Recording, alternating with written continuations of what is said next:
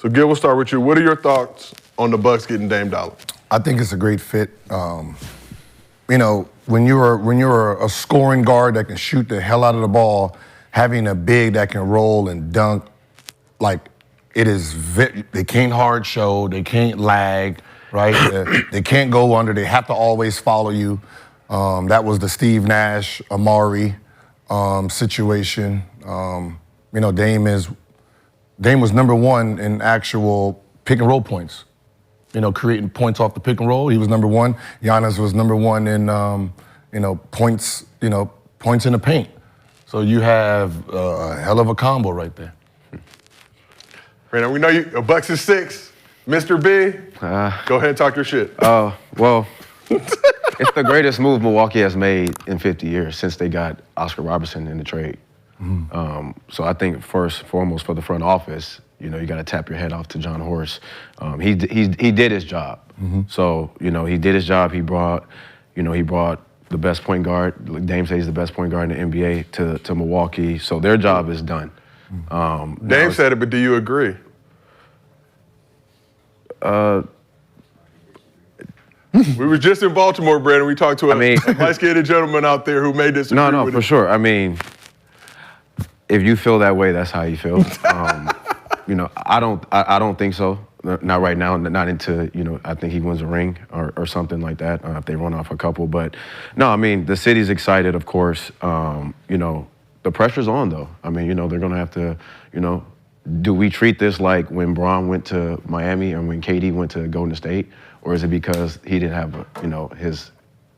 he wasn't able to make the choice, or but he's still with a championship caliber team. So how do we approach this trade though from Dame?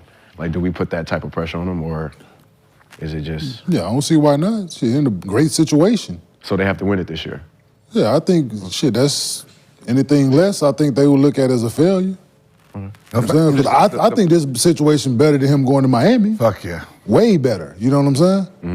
It's just different pieces, and they won it. You know what I'm saying? With the pieces, I'm saying, of course, Jrue gone, but I just think with having some of the pieces that was there still, that won it, just adding him makes them, definitely have to put the pressure. #1 so they were the #1 team last year in the NBA. Yeah. Middleton didn't even have a good year. Yeah, he was in and out. Yeah, it was in and out. He was in and out a lot. Still #1, right? So you got him healthy and you have Dame. It's a different problem. It's gonna be like Denver. Nobody really sees this outcome, right? It's just, they're gonna be winning and we're gonna be like, oh yeah, they are, all right. But if they were #1 last year without Middleton really there and you have them healthy and you have Dame, the playoffs is gonna be a little different. And they worked on the bench too. Yeah. That just the playoffs itself is where Dame is. The playoffs is where they need Dame because he's a great playoff player. The finisher. Yeah, 34 points a game. The last playoffs shooting 45 from the field. Put the ball 46. In hand, make free throws. Yep, 46. Yeah. It's all that. You know what I'm saying? Jrue was horrible last year in the playoffs. He shot 69 from the free throw line. Yeah, he would go to that. 40%, 29 from the 3. I mean, no, he's definitely gonna remember that. No. Coming in this year. But I'm not worrying about the defense. You're not worried about defense? No. Why? Because I have Giannis and Brook Lopez back there.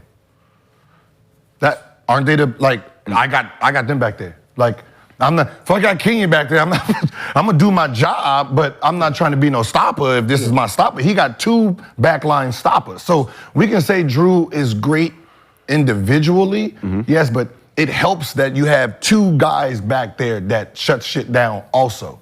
That's why I always had that problem, like, who gets the points for this stop? Jrue or does Giannis get it? It never made sense to me. So how do they beat Boston in the playoffs? Like right now, healthy. Okay, so say what if the shot's not falling? Whose? For Dame, right? And when they playing against Boston, right? Well, you still have to respect it. No, for sure you have to respect it. So still got the equalizer because Boston ain't got nobody chance in hell to guard Giannis or taking. That's a fact. That's what I'm saying. But I'm saying with Jrue being gone. With Jrue being gone, so even when Jrue did struggle offensively, he did play great defense. Yeah. So, you know, you can't. So that's all I'm saying. Like, what happens when that? Because it's going to happen. It's going to come up. What happens with, if you look at Boston, their two wings aren't yet fully disciplined in their play. They're very great at what they do, but they're not disciplined where, you know, sometimes when Tatum will settle more than he should. So majority of Tatum's shots is going to be step side, step backs, threes, like, right? So with his athleticism, he doesn't actually attack the basket as you would think. Okay. You know, Jalen is more of the attacker, but you can see sometimes he'll get complacent. Yeah. Right? So until they realize what they do during game, which means they should have been watching a lot of film this summer to see, like, you know, me trying to drive in traffic, me doing this to understand what my flaw is and clean it up. Other than that, you know, you expect the same type of movement. One shooting long threes with a step side step and stuff, instead of really just trying to, you know, get to the penalty fast where, like, my job was to try to get us into the penalty. Now, if I'm getting to the penalty, you want to keep me out of the lane. Now my shot opens up. Okay. I start hitting shots, you play, I drive. There's a chess part of it, right? With Tatum, you know, he makes 2-3 shots. No, you don't slow that. The next 15 shots he takes, 13 gonna be jumpers. Gotcha. Okay. Yes. Okay. Right? Absolutely. Okay. No, I mean, yeah. I mean, I got Milwaukee coming out anyways. I'm just, you know, we're having. Yeah, no, but he gonna have to. We chatting. He gonna have to buy in. You know what I'm saying? Okay. Like, you can't, like Gil said, like, he gonna do his job. He gonna like his words. Like, he gonna have to buy in. Yeah. Like, to what the group is doing. You know what I'm saying? You just can't be the only one out there, like the only liability. You know what I'm saying? Like, you got to put forth more effort than you have. Okay. And I think he realized that for him to address it, means he realized that he was dogging it probably at times on the defensive end. You know what I'm saying? And they don't allow that shit here. Okay. So. You got Yeah.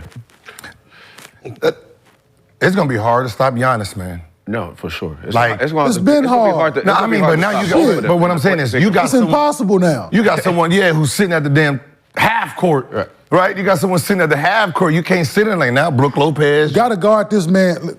Come on, man.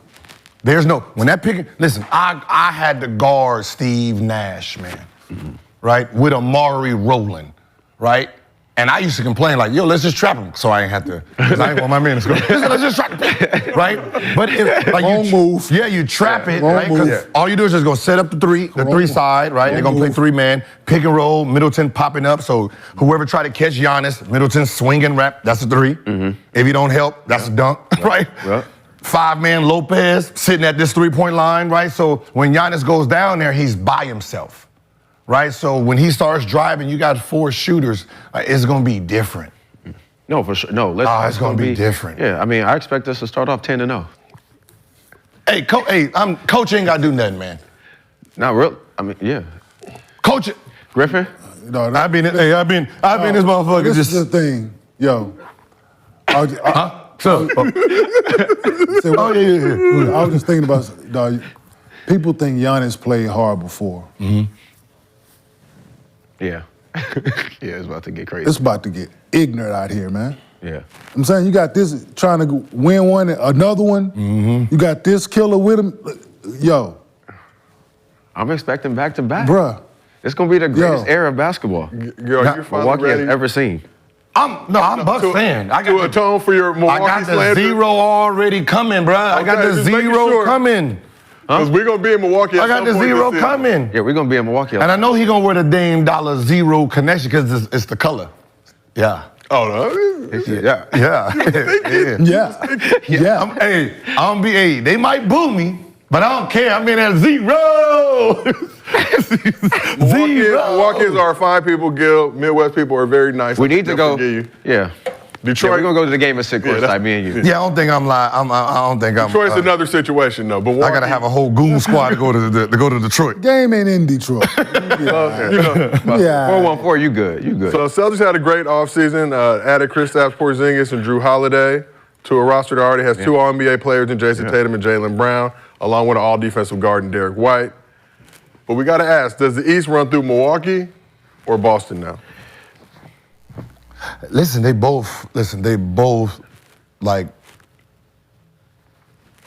got pieces that they need, right? You know, you lost Smart, which this is a better version, right? Offensively, bigger, can post up, right? Plays exactly. He can actually guard the bigger guard and not give up too much ground.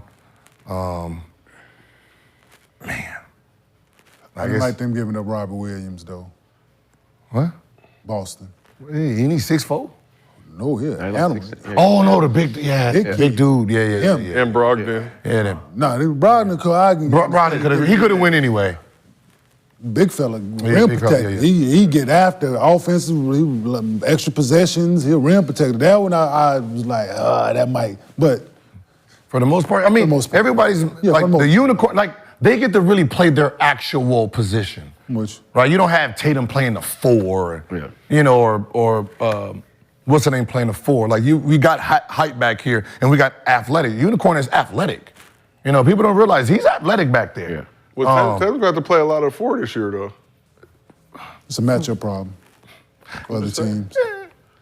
I'm just. It's not really the way the roster is constructed right now. It's just like stuff like that. Tatum at the 3. Go to the 3. You a big 3. Like you going to the 4 for what? You want to guard Giannis and Embiid. It's just dumb. Like you a 3 man. You a big 3. I got what's the name at the 2. I get some 4 that I don't need. Right. I have a big lineup. But in theory, you're going Jrue Holiday, Derek White, Jaylen Brown, Tatum. All right. How about this? So Derek White still starts? Why? But I thought he was supposed to be the point before. Like they said he was gonna start at the point. Yes or no? Jrue. No, I'm saying before Jrue was there, Derek White was supposed to be the starting point guard. But that's what I'm saying. They do these little lineups. Like, listen, when the unicorn is sitting there, float at the top, someone drive. Who's your shot blocker? Tatum don't jump and use his athleticism like that. Brown don't use his athleticism like that. So they don't do what LeBron does. He ain't coming trying to clean up nothing. So anybody who drives to the lane, it's layup package, right? And that's the problem when you do small ball. You have no protection really back there. And the guards these days is coming to the rim too. Like you need to be big and athletic. Denver, you're big and athletic. Yeah. Right? It's the reason that they were at the rim all the time is because there was nobody there to. I think Boston gonna fold. Huh? I think Boston gonna fold. They'll fold just because of experience, not because of the talent. They have the talent too, right? Yeah. It's who can outsmart who if they match up in the playoffs. So I mean, look, Brown, and is he gonna be there for Brown? Does he still? I mean, I know he signed the extension, right? But that's another question. What is the Celtics adding Jrue Holiday mean for Jaylen Brown's future in Boston? Because it seems like at this point... But they got beef or something? No, I'm just saying. No. But if they want to strengthen up that roster, they don't got no big man depth. You got Porzingis and Al Horford basically as your bigs. I just told you the lineup. Okay, Gil. You got Al Horford over there. Jrue at the 1. I got it. Brown at the 2, Tatum at the 3, Horford, and Great. Or Porzingis. Porzingis. Yeah. I mean, bring Derek White off the bench. The unicorn. Huh? And bringing Derek White off the bench. Yeah. He's a bench player. Gil. When they said he was but when they said he was gonna start, I was bothered by that as well. He's a solid NBA player, don't get me wrong. He's productive, but he's not a starting point guard in the NBA by any stretch of imagination. They have that option. That's what I'm saying. Like the lineup That's not a bad 5. But that's the only. It's not a bad 5. That's the only 5 you can throw out there. That's the only 5 you can throw out there. That's your 5. Like you have a 6'8", 6'9" shooting guard, a 6. Tatum about 6'10" now? 6'9", 6'10". I mean, like that's your lineup. Like, what's the problem? You start doing all this small shit. Now you're small at the guard play. You're small at the forward play. Then you come in, you're gonna sub out Unicorn, put old ass Horford in there. The fuck is the difference from last year? Man, Horford ain't playing my 5, man. You got old and non-athletic. I'm good, man. Stop, man. Stop.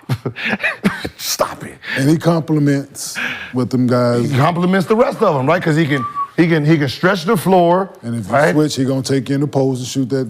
Yeah. Turn that. Oh man. You can turn that. Oh man. So basically, a free flicker. Change the game. Put that respect on his name. Look, with the honor call for greatness, the chosen a few that carry the gift of genius, who do what they do, who possess finesse, are blessed with desire, it's true. I'ma say it loud.